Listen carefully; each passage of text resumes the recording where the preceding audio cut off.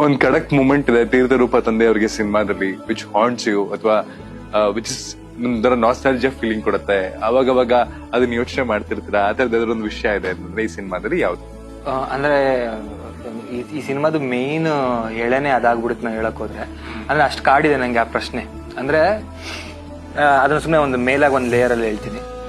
ಒಬ್ಬ ಮಗ ತಾಯಿನ ಈ ತರ ದ್ವೇಷಿಸಕ್ ಸಾಧ್ಯನಾ ಅನ್ನೋದೊಂದು ನನಗೆ ತುಂಬಾ ಕಾಡಿ. ನಂಬಿಕೆಯೇನೋ ನನ್ನೊಳಗಿಲ್ಲಿ ಜೀವ ಪಡೆಯುತ್ತಿರಲು.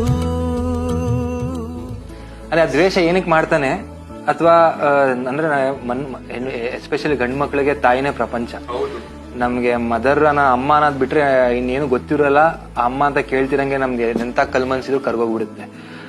ಅಂತವ್ರ ಮೇಲೆ ನಾವು ದ್ವೇಷ ಮಾಡಕ್ ಸಾಧ್ಯನಾ ಅನ್ನೋದು ಈ ಸಿನಿಮಾದಲ್ಲಿ ನಂಗೆ ತುಂಬಾ ಕಾಡಿರೋ ಪ್ರಶ್ನೆ.